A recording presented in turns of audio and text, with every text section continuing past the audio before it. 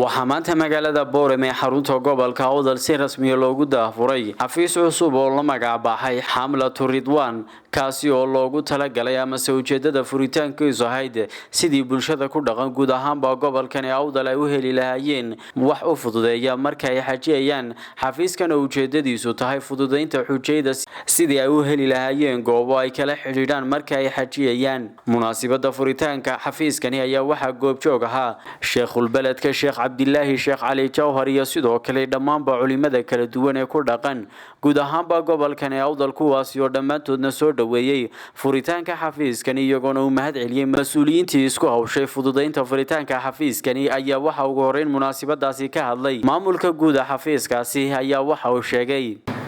xafiiskan Xamlatu Ridwaan waddanka Soomaaliya isku horeeyay dhamaan gobolada way ka furan tahay khaasatan Soomaaliland way ka furan tahay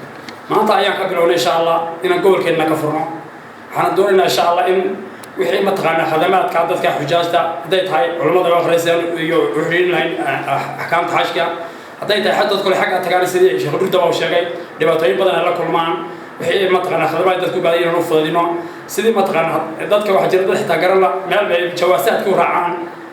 inaan waxa soo dhan u fududeeyo ayuu xafiiskan u furay waxaan rajaynayaa insha Allah wax badan oo xujaajta ku farxado iyo cimrada iyo xajka iyo wixii khayr ay ku farxaan insha Allah inaan u fududeyn doono insha Allah iyagu rajaynaa intaasi kadib ayaa iyaguna waxa madashani ka hadlay qaar ka mid ah culimadii ka soo qayb gashay munaasabadaasi iyagoona soo dhaweeyay ayaa waxay sheegeen xafladan anigu aad baan ugu faraxsanahay way waxaan ninka ugu socod badan hada cimriga haday xaj tahay laakiin qolada jimcada waxa ka codsanaya dhulka dadka waa la gumeystay dhiiga laga miirtay inaad ku shaqaysaan fikradda Jabuuti oo kale oo qadka ay Jabuuti imika wuxuu sanadka xajaydi Jabuuti loo sheegay in intii laga jabiyay lacagta oo madaxweynuhu dadaal uu sameeyay darteed laga dhimay marka waxa Ilaahay idin weydiinay inuu Ilaahay idin waafajiyo khayr baad bilowdeen gobolkii u bilowdeen annaguna idin la shaqaynaynaa biidnillah waxaan idinku bishaaraynayaa tobanka qof u horeeya in anigu idin keeno oo hadii ay Ilaahay idin la qabto soo ma adgaran laakiin waxaan idin ka codsanayaa sida ugu dadaal badan yaana ala laqal inta aad awoodaan ay dhimi kartaan kharashka inaad dadka ka dhintaan saakiintu way keedeeday $4,000 uu maca kharashkiisa ku tagaya qofkii xajki waan idin ducaynaynaa Ilaahay mid baraka leh oo lagu nafiso oo dadku yaana aw ku nafiso idin aad waxaad ajir aakhiri iyo ku adduun baad ka heshaan yaa idin ku barakaynaa warka kan waa khayr kulli farxad oo ma fikta alxamdulillah الله يوفق السنة مريح حج والله أنا ما قال السنة عكتي بين قديمه أنا راح يجيب الله قال لنا صار المقطع ما نقبل دايم لنا مرة بيد الدنيا شوفوا هاي موفق جزاهم الله خير لكل مسؤول وينا وواحد ذلك كرايا نعوض عن واحد وخدمة الشعب إلا شقي وراح قادم نفسي سليم حجاجي ورث الشريعة وبعتوه لا ترتبط حج روح مظلمة قالي هو غير عادي يدعو أنك شرالك جبي يعني بدور الصومالي نفتدي السرية كبيرانو أنا واحد ما تيجي ولا أنا واحد ودتي طر شخصيات عاد كل يوم بعتقاي عندي مالتي وحلقة ديالو إسكاشر أدبر في حنتاي جزاك الله خير. ugu dambeyntii munaasabadani ayaa waxa soo gabagabeeyay sheegaynay inuu xafiiskani si rasmi ah uga daafurmay magaalada Boorame ee xarunta gobolka Awdal Sheekh Abdullaahi Sheekh Ali Jawhar ayaa waxa uu sheegay maktabkan xujaajta kaalmadiisa loo furay وصلوا مامورون الشيعي قبل وضع فورنا وكا فريعي كانوا كم يجي فرع وكم يجي أدنى نسوا دويننا خدمة الحجاج كنتي قبل كنا نهرب ونجتي وحملة التوحيد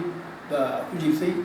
وكارمينيان ضدك شيخ حسن خيرات يوشع عمر البوري يوشع عبد الله البوري وصلنا حمصنا إلى عثمان بن فجينا